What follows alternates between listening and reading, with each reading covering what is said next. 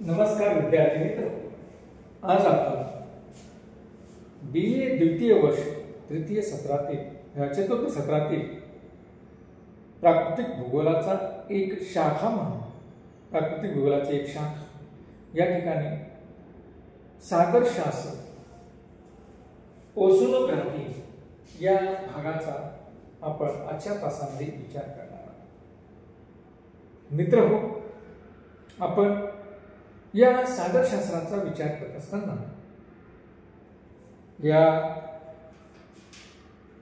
सागरशास्त्रामध्ये ज्या बाबींचा अभ्यास केला जातो, आपण व्याख्यान बघितलं की सागरशास्त्रामध्ये प्रामुख्याने सागराच्या तळरचनेचा, सागर जलाच्या गुणधर्माचा, सागर जलाच्या हालचालीचा, सागर जलातील जीवसृष्टीचा व सागर जलामध्ये असणाऱ्या विविध खनिजांचा आपण या सागरशास्त्राच्या माध्यमातून अभ्यास करतो। आणि मग हे जे काही सागरशास्त्र आहे, या सागरशास्त्रामध्ये जर आपण त्याचा जलाचा अभ्यास करत असेल तर निश्चित आपल्याला असं दिसतं की त्यामध्ये जे काही विविध प्रकारचे महासागर आहेत,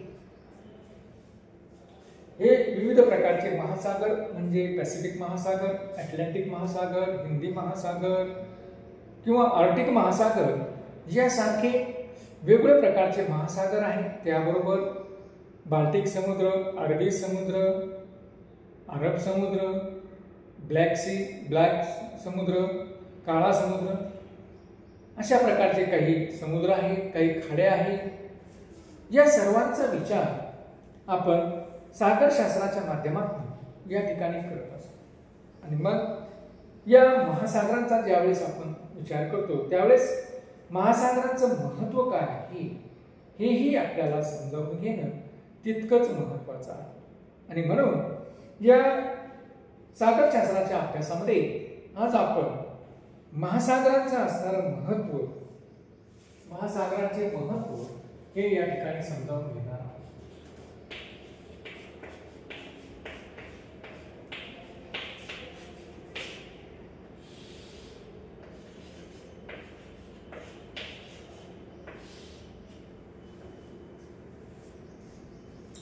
महासागराच्या महत्त्वाचा अभ्यास करत असताना किंवा महासागराचा अभ्यास करत असताना आपल्याला दिसतं की महासागर हे एक महत्त्वाचं असणारी बाब आहे। कारण अलीकडच्या काळामध्ये मानवी जीवनामध्ये या महासागराचं महत्त्व अतिशय वाढलेलं आपल्याला दिसतं। कारण अलीकडच्या काळामध्ये लोकसंख्येमध्ये प्रचंड प्रमाणात वाढ झालेली आहे। लोकांना ज्या काही त्यांच्या मूलभूत गरजा आहेत, या मूलभूत गरजा या जमिनीच्या अनुषंगानं आता पूर्ण होऊ लागलेल्या नाही। म्हणून या मूलभूत गरजा पूर्ण करण्यासाठी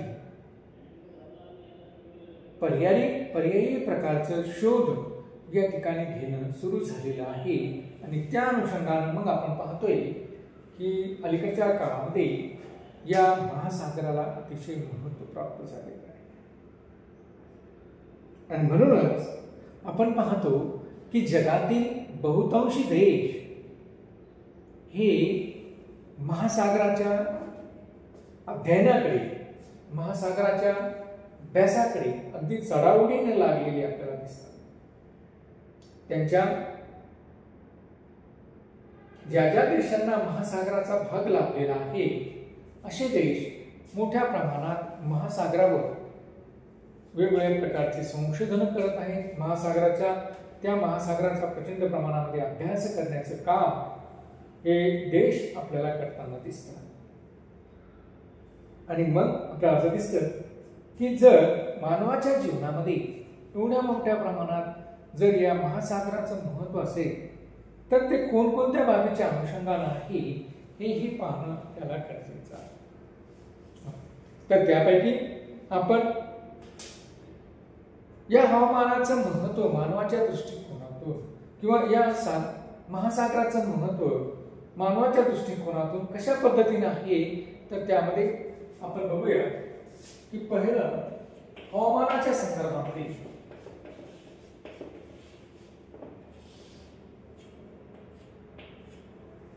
हवामानावर महासागराचा परिणाम झालेला असतो. हवामानावर महासागराचा परिणाम झालेला असतो आणि त्यामुळं या महासागराला अनन्यसाधारण महत्त्व प्राप्त झालेलं आहे. आपण पाहतो की साधं उदाहरण आपण घेऊया की ज्या प्रदेशाला महासागराचं अस्तित्व लाभलेलं आहे, महासागराचा भाग लाभलेला आहे, अशा प्रदेशामध्ये, अशा जमिनीच्या भागावर जे काही हवामान आहे ते हवामान समस्वरूपाचं असतं. अगदी साधं उदाहरण या ठिकाणी घेऊया आपण की ज्या भागामध्ये महासागराचं सानिध्य लाभलेलं आहे अशा जमिनीच्या भागावरील अशा प्रदेशातील हवामान हे समस्वरूपाचं असतं. तर ज्या भागाला महासागराचं सानिध्य लाभलेलं नाही, म्हणजेच समुद्रापासून हजारो किलोमीटर दूर असणाऱ्या खंडांतर्गत भागामध्ये, खंडांतर्गत भागाचा जर आपण, भूभागाचा जर किंवा प्रदेशाचा जर आपण विचार केला तर आपल्याला असं दिसून येतं की त्या ठिकाणी जे काही हवामान आपल्याला आढळतं ते त्या ठिकाणी आढळणारं हवामान हे विषम स्वरूपाचं असलेलं आपल्याला दिसून येतं. म्हणजे त्या ठिकाणचं हवामान हे कसं असतं, विषम स्वरूपाचं. आणि ज्याला ज्या प्रदेशाला महासागराचं सानिध्य लाभलेलं आहे, किनारपट्टीच्या भागामध्ये आहे, तेथील हवामान हे समस्वरूपाचं असतं. अगदी मानवाच्या आरोग्याच्या दृष्टीने जर आपण विचार केला तर आपल्याला असं दिसतं की सागरी किनारपट्टीच्या प्रदेशामध्ये किंवा सागराच्या सानिध्य लाभलेल्या प्रदेशामध्ये जर हवामान समस्वरूपाचं असेल तर तिथं तापमानामध्ये जास्त प्रमाणामध्ये फरक असणार नाही. ते दैनिक तापमान असेल किंवा वार्षिक तापमान असेल, दैनिक तापमान कक्षा असेल किंवा वार्षिक तापमान कक्षा असेल, यांच्यामध्ये जास्त फरक असणार नाही. आणि त्यामुळं मानवाच्या शरीराला त्या प्रदेशातील असणाऱ्या तापमानाबरोबर, हवामानातील एक प्रमुख घटक म्हणून त्या तापमानाबरोबर किंवा त्या हवामानाबरोबर जुळवून घेणं हे तितकंस अवघड वाटत नाही किंवा सहजतेनं, कारण तापमानामध्ये जास्त वाढही नाही आणि जास्त घटही नाही. त्यामुळे त्या हवामानाशी मानव हा सहजपणे जुळवून घेतो आणि त्यामुळं त्या ठिकाणी असणाऱ्या लोकांचं जे काही लोक आहेत ते लोकांचं आरोग्य निरोगी राहण्याच्या दृष्टीनं एक महत्वपूर्ण पाऊल या सागर सानिध्यामुळे लाभलेलं आपल्याला दिसतं. याउलट जर आपण बघितलं की खंडांतर्गत भागामधील असणारा देश असते, ज्या देशामध्ये हवामान विषम आहे, म्हणजे अगदी दिवसभराच्या हवामानाचा जर आपण विचार केला की तिथं दिवसात तापमान हे 42-45 अंश डिग्री सेंटीग्रेड पर्यंत जात असेल आणि रात्रीचं तापमान जर 10 ते 15 अंश डिग्री सेंटीग्रेड कमी होत असेल तर जवळपास 30 अंश तापमान, या 30 अंश तापमानातील असणारा फरक तो मानवाच्या शरीराला समायोजन करावं लागतं. त्या 30 अंशातील फरकाशी मानवाच्या शरीराला समायोजन करावं लागतं. याउलट सागर सानिध्य लाभलेल्या प्रदेशामध्ये जास्तीत जास्त फरक हा 8 ते 10 अंशाचा आपल्याला असलेला दिसून येतो. म्हणजे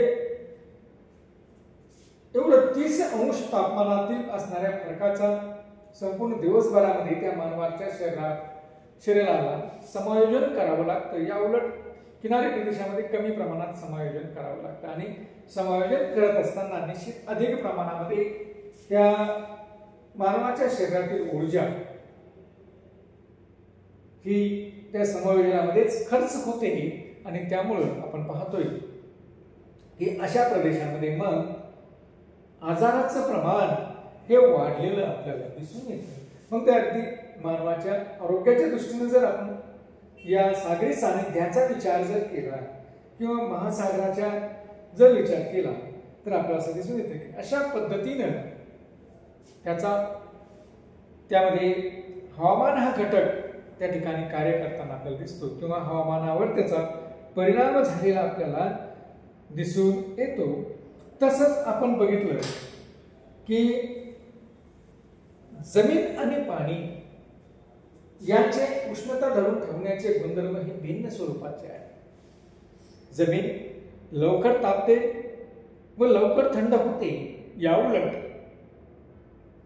पाणी उशिरा तापतं आणि उशिरा थंड होतं. आणि यामुळे काय होतंय की अशा प्रकारचं त्यांचे गुणधर्मामधील असणाऱ्या भिन्नतेमुळे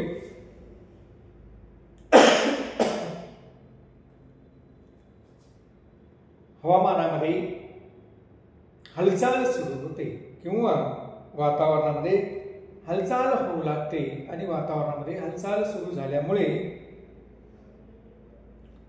हवामानाची विविध रूपे त्या ठिकाणी आपल्याला पाहावयास मिळतात.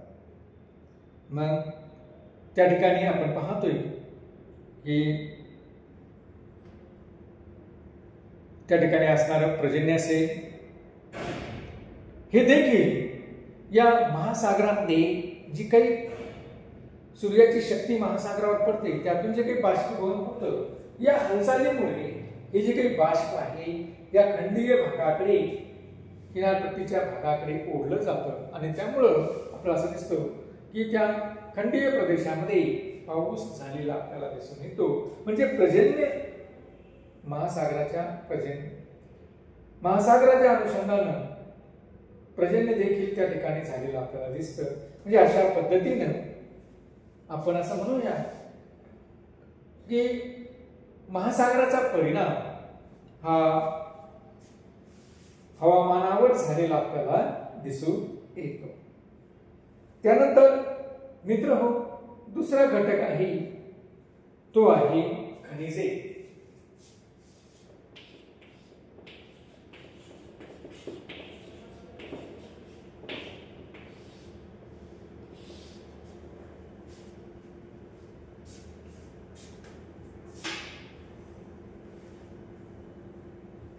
आपण पाहतोय की औद्योगिक क्रांतीनंतर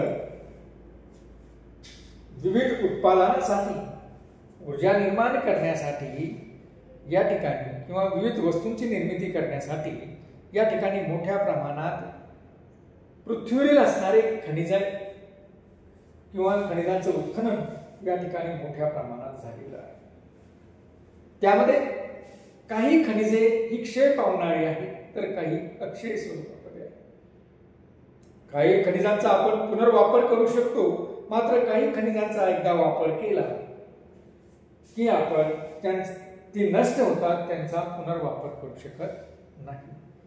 आणि ज्यांचा आपण पुनर्वापर करू शकत नाही अशी जी काही खनिजे आहेत ती आपण औद्योगिक क्रांतीपासून आज तागायत वापरात आल्यामुळे पृथ्वीवरील असणाऱ्या जमिनीवरील भागावरील या खनिजांचे साठे आता संपुष्टात येण्याच्या मार्गावर आहे. आणि मित्र हो, त्यामुळे जगाची गती थांबणार आहे. जगामध्ये निश्चित या खनिजांचा तुटवडा त्या ठिकाणी निर्माण होणार आहे. आपल्याला औद्योगिक प्रगती करायची असेल, विकास करायचा असेल तर या खनिजांची आवश्यकता आपल्याला आहे. आणि म्हणून जमिनीवरील खनिजे जरी संपुष्टात येत असली तरीही मग पर्यायी स्वरूपामध्ये महासागराच्या तळावर, महासागराच्या तळभागामध्ये देखील अशा प्रकारची खनिजे आपल्याला दिसून येतात. आणि मग त्या खनिजांचा शोध घेण्यासाठी आपण महासागराच्या तळभागाचे देखील उत्खनन अलीकडच्या काळामध्ये या ठिकाणी सुरू केलेलं आहे. आपण पाहतोय की आपल्या आहारामध्ये जे काही मीठ म्हणून आपण वापरतो हे खनिज देखील आपल्याला महासागरापासूनच मिळतं. त्याबरोबर आयोडीन, मॅग्नेशियम हे खनिजे देखील आपल्याला या महासागराच्या अनुषंगानच उपलब्ध होतात. याशिवाय ज्या खनिजांचा क्षय भूमिखंडावर होत आहे किंवा संपुष्टात येण्याच्या मार्गावर आहे अशी देखील खनिजे, मग ते खनिज तेल असेल, नैसर्गिक वायू असेल, यासारखी ऊर्जा साधने असतील किंवा मग ते झिंक, ॲल्युमिनियम, तांबे, लोखंड, सोने इत्यादी खनिजे देखील महासागराच्या तळभागामध्ये आपल्याला दिसून येतात आणि त्यांचे देखील उत्खनन हे अलीकडच्या काळामध्ये मोठ्या प्रमाणात सुरू झालेलं आहे आणि त्यामुळं या महासागराला अलीकडच्या काळामध्ये एक महत्त्वपूर्ण स्थान लाभलेलं आपल्याला दिसतं.